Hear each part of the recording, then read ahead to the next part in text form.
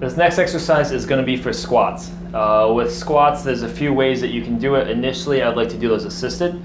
So if you're at a gym, you can use TRX bands. If you're at home, you can use a foam roller or a yoga ball if you don't have one.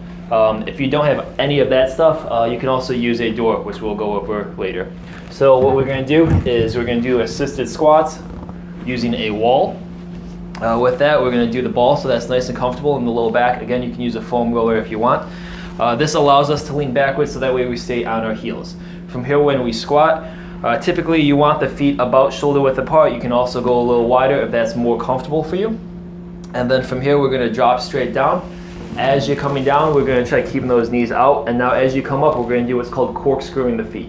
So when you corkscrew the feet, you're firmly planting your heels and the rest of your foot down into the ground. And now we're trying to pivot and turn our feet out. It's almost like when you're at the beach and you're turning your feet in the sand. You're turning them out without actually moving your feet. So what this does is it creates an arch into the bottom of the foot. So I'm planting my feet, I'm turning them outwards. As I'm turning out, I'm pressing out in through my knees, and that allows me to feel it more in through the glutes.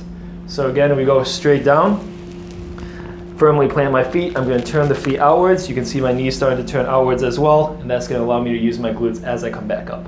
So again, you can use this with TRX bands, you can use that with a yoga ball, you can use it with a foam roller, or you can use a door frame.